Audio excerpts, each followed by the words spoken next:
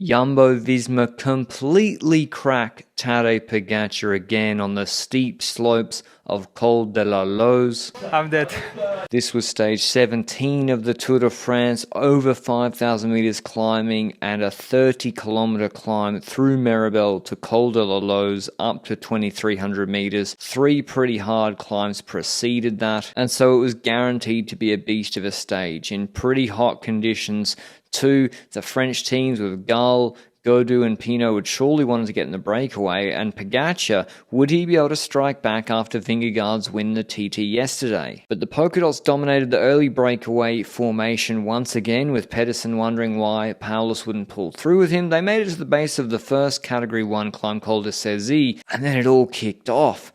With Tadej Pogacar, you can see him actually just in front of Jonas Vingegaard. Uncharacteristically, he crashes. He just overlaps wheels with the AG2R rider and chops himself. And then he's kind of behind in the group, but at the same time, Rafael Majka, his teammate, is sneaking into the break that's just formed with Haig, Schelmoser, Ciccone, Thibaut Pinot, Gall, a really strong breakaway. And Jumbo-Visma don't seem to like that very much. They put Dylan van Baarle on the front. Now, maybe they were worried about Simon Yates 13-14 minutes behind on GC, but I doubt it. It seemed to be like they didn't want Majka in the break without them being represented. Simon Yates is more of a Ineos, Carlos Rodriguez, or Pello Bilbao Bahrain problem. Nonetheless, they pace hard. Pogacar talking on the radio saying if he's alright or not with his knee bloodied. And all of a sudden, Tadej Pogacar, off the pacing of Dylan van Baarle, just accelerates out of the peloton, going across to the breakaway with Vingegaard and Pogacar. Over the top though, Haig and others, they are allowed to reform the break because Mike is brought back. Now this is the peloton in the bottom left. That's the peloton. And if you're there and you're not on UAE or Jumbo, you're basically allowed to go in the breakaway. And that's what happens. So the same or very similar really strong break forms initially without any UAE or Jumbo-Visma riders, with Laporte now setting a steady tempo a minute back until UAE attack out of the peloton with Majka and Soler. So they wanted to be in the breakaway. Jumbo had to be on their coattails with them, and they get across to this break that has Simon Yates, has Pello Bilbao, Felix Gall, Gaudu, Pinot, really strong break. And yeah, Jumbo-Visma just chug away behind it. So it's actually more of a Ineos and Bora problem with those guys like Bilbao and Yates, fringe 4th, 5th guys on GC. But anyway, Jumbo pacing hard, so why take over from them? But Haig and Trek did an excellent job, even though Jumbo were keeping it tight. The cars were only allowed to come up past the breakaway when the gap was over a minute, and stable at the top of Cornet de Rosellon, which is, over 2 hours, I think, into this stage. The descents and the valleys, though, that's where the break won this stage. AG2R working with Nons Peters, Trek with Schelmoser, Jayco often with Lawson Craddock against one rider from Jumbo, and that extended that gap out to 2 minutes 50, and that made Ineos nervous because now Carlos Rodriguez 4th is under threat. They came to the front with Freyler, and they couldn't really bring the gap back, even with Pollitt's help for Bora Hansgrohe, because this break was really slamming it into the base of Col de la Loze, 2:43 the gap, and this is a beast of a climb. In 2 parts, not as hard to Maribel, but the last 5Ks up to Col de la Loze are really difficult. And did they suit Jonas Vingegaard? Tadej Pogacar, on the other hand, he got dropped by Roglic here in 2020, but not a major time loss, and it's all Ineos, chasing Bilbao, chasing Yates. O'Connor's on the front for Felix Gall. He's absolutely driving it. The peloton shredded, but Tadej Pogacar wasn't looking to crash hot.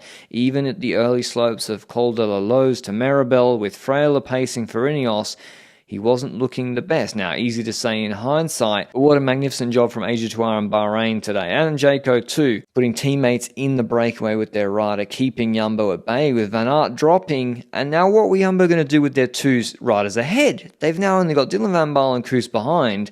What's the use of Benoit and Kelderman? What were they planning to use them for? Because at the moment, Ineos were directing traffic and controlling the pace, setting a hard pace with Castroviejo. Kwiatkowski still in the group. O'Connor finishes his pull. Yates says to Harper, your turn, time to increase the pace even more. And that reduces the group basically to AG2R with Gall and Simon Yates. O'Connor doesn't want a slice of pizza. And now it's Kwiatkowski time. And this is the first frame where we knew the Tour de France was over.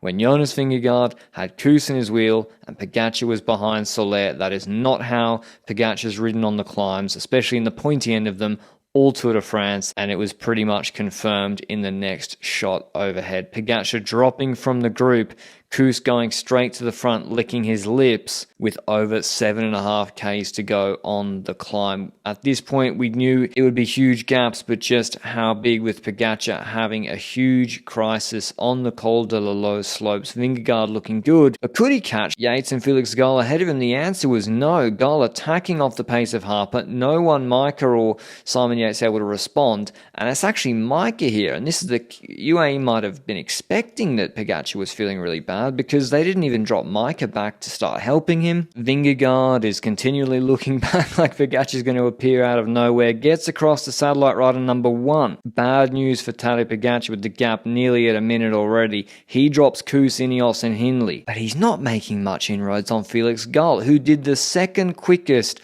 last 30 minutes of this climb after only Jonas Vingegaard, despite being the breakaway. Benoit drops Yates, and now Vingegaard, he wants to launch across to satellite rider number 2, Kelderman further up the road, and this is really undulating. The steep 14, 15, 20% pinches on Loze, then it levels off, hot conditions, and this was just a brutal stage, huge time gaps, and Vingegaard putting the Tour de France to bed after what had been a close 2 weeks preceding it, but Gall was incredibly strong on the steep slopes, despite Simon Yates trying to come back to him, and maybe aided by the moto stalling and Vingegaard having to stop for 15 seconds. I don't think that changed the result, and Kelderman launching Vingegaard across to him, but with 1K to go, you're not closing 153 to Gall, who wasn't slowing down, so no stage win for Vingegaard. That looked like Felix Gall's, if he could maintain his 20-second advantage on the descending part of the Col de la Loze climb, where he struggled in the past, but he was too good there, and in the punchy Altiport finish. Vingegaard taking it easy, Gall winning the stage, huge performance, Queen stage of the Tour de France, from the breakaway, holding off Vingegaard chasing from behind,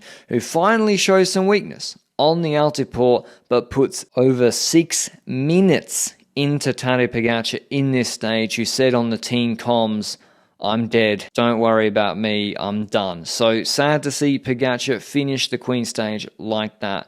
Gall winning the stage 34 seconds ahead of Simon Yates. Bilbao in third, then Vingegaard, Gudu, Johannesson,